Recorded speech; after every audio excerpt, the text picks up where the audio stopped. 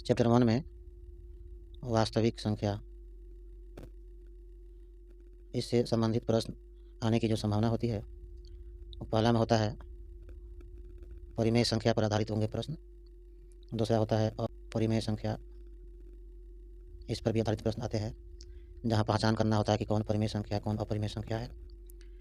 तो यदि कोई रूट में संख्या हो और उसका वर्गमूल निकल जाए, जैसे 4 का वर्गमूल 2 हो जाता है, रूट 49 हो जिसका वर्गमूल 7 हो जाता है, या रूट अंडर 81 हो जिसका वर्गमूल 9 हो जाता है, या पहले से ही कोई 6 या 15 ऐसी संख्या दे दे जो रूट में नहीं हो, तो समझ जाएंगे कि वो संख्या परिमेय संख्या है।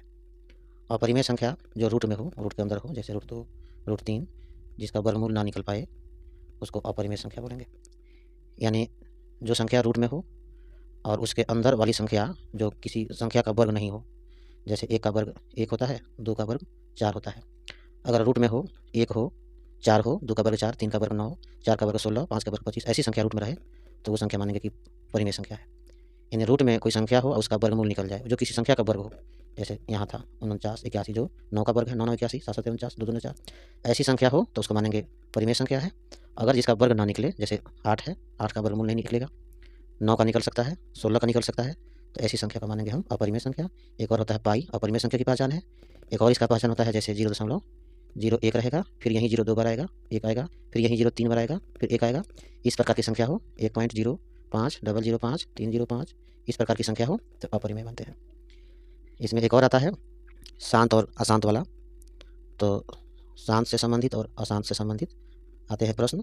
तो शांत उनको मानते हैं जिनके P/Q यानी Q में घात 2 और 5 हो, उसको शांत मानेंगे। अशांत जिनके ये संख्या लिख दी P/Q, इसके Q के घात में 2 5 हो, लेकिन इस अलावा कोई और भी अदर कोई संख्या हो, जैसे 2 गुने 3 हो, गुने 5 हो, 2 5 तो है लेकिन 3 एक एक्स्ट्रा है, इसलिए ये अशांत हो जाएगा। और जिसके बाटा में केवल 2 या 5 या दोनों दिखाई दे उसको शांत मानेंगे। जैसे 6/8 हो तो 6 8 में 2 दूना 4 दूना 8 केवल 2 है।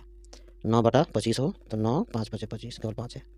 तो जिसके नीचे 2 के गुणनखंड में टूटे केवल, या 5 के टूटे या दोनों में टूटे, 17/10 यानी कि 10 का तोड़ेंगे तो 2 गुने 5 पर टूटेगा, 2 5 दोनों है, इसको शांत मानेंगे। अशांत वो होता है जैसे 8/15 हो तो 8 नीचे 5 3 15 हो जाता है, तो 3 है इसमें आ गया। हमको सिर्फ 2 5 चाहिए शांत में, 5 तो है लेकिन 2 नहीं मिला, 3 एक्स्ट्रा अलग से है। 2 या 5 दोनों हो लेकिन एक्स्ट्रा में भी कोई और अंक हो तो अशांत माना जाएगा। इस तरह के प्रश्न आते हैं। एक तरह के और प्रश्न आएंगे जैसे कह देंगे 0.3 पर रेकरिंग है, इसको बदलना है हमको P/Q के रूप में, तो लिख देंगे 3/9, क्योंकि जितना संख्या होगा उतना पूरा लिख देंगे, जितने पर रेकरिंग होगा उतना ही 9 लिख देंगे।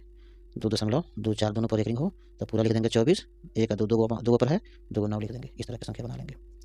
इससे संबंधित और आता है प्रश्न कि पहली संख्या गुने दूसरी संख्या बराबर HCF गुने LCM, इससे भी प्रश्न आता है। तो हो सकता है इसमें पहली संख्या दिया हो, दूसरी दिया हो, HCF दिया हो, LCM निकालना है, तो इसके लिए वीडियो हम पहले बना चुके हैं, आप देख सकते हैं। या फिर बता देते हैं कि पहली संख्या लिख देंगे, दूसरी लिख देंगे, HCF लिख देंगे, LCM निकालना हो तो यहाँ से भेज करके निकाल सकते हैं। यानी कि चारों में से कोई एक निकालना हो तो बाकी सब दे दिया रहेगा, निकल जाएगा। तो इससे ये सब प्रश्न आप बना सकते हैं, ये सब ऑब्जेक्टिव के लिए। चैप्टर 2 आता है, चैप्टर 2 में जिसका नाम है बहुपद। तो इससे प्रश्न जो आएंगे वो ये होंगे कि बहुपद की पहचान करना होता है कि कौन बहुपद है। तो बहुपद की पहचान करेंगे जिसमें चर हो, चर का मतलब x हो या y हो या z हो, इस रूप में हो, इसका घात धनात्मक होना चाहिए, जैसे 2 हो गया तो ये बहुपद बना जाएगा। इसके साथ और भी पद हो सकते हैं जैसे x² + 6x, ये भी बहुपद है। अगर घात माइनस में आ गया तो ये बहुपद नहीं है, -2 हो या -5 हो, -6 हो, घात अगर चर का घात माइनस में आ गया ऋणात्मक तो बहुपद नहीं होगा। इसका कोई भी चर का घात अगर बाटा में हो, और बाटा में ऐसा बाटा जिसमें भाग देने पर दशमलव में आए, यानी कि अगर ये 4/2 रहता है तो 2 दूना 4 ये भाग लग जाएगा पूर्ण रूप से, तो ये आपका कहलाएगा बहुपद। लेकिन 5/2 हो तो भाग नहीं लग पाएगा पूर्ण रूप में, दशमलव में भाग लगेगा, तो ये बहुपद नहीं मानेंगे, ये दोनों बहुपद नहीं है।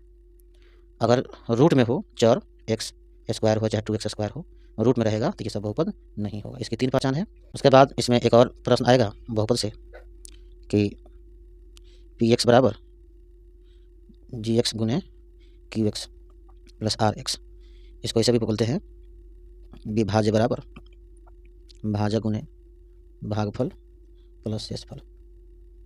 इसी को विभाजक को Px ले लेंगे, भाजक को Gx ले लेंगे, भागफल को Qx ले लेंगे, शेषफल को Rx ले लेंगे।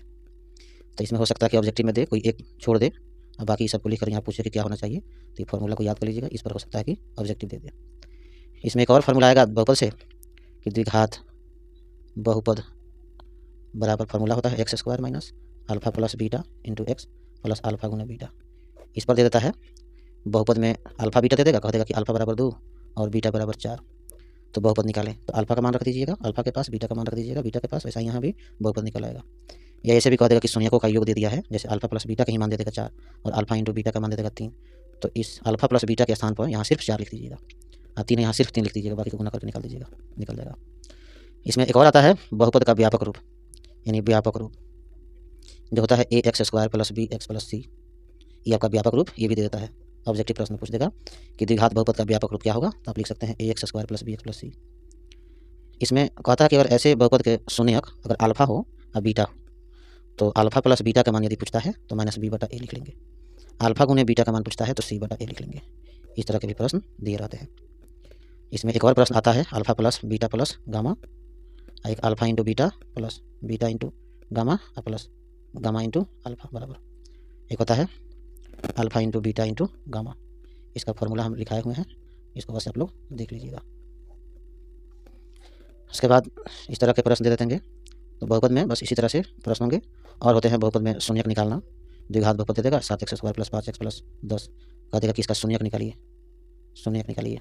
तो शून्यक का मतलब x का मान निकाल दीजिएगा, 2 मान निकलेगा, एक अल्फा और एक बीटा, तो दोनों मान निकाल दीजिएगा, वहीं शून्य कहलाएगा। और सत्यापन को बोलेगा तो आप इसी फॉर्मूला पर रखकर सत्यापन कर दीजिएगा, वहाँ से आपका प्रश्न बन जाएगा। 4 इसका शून्यक है, आप सत्यापित कीजिए कि है कि नहीं। x जहाँ 4 है वहाँ रख दीजिएगा 4, अगर दोनों पक्ष 0 में संतुष्ट किया तो उसका शून्यक है, नहीं तो नहीं है, ये आपको बताया जा चुका है, एक बार अपने कॉपी में देख लेंगे। ये सब बहुपद से प्रश्न आएंगे। भाग भी दे सकता है कि भाग कीजिए, px को gx से भाग कीजिए और भाग फल ज्ञात कीजिए, तो उस तरह के भी प्रश्न आते हैं।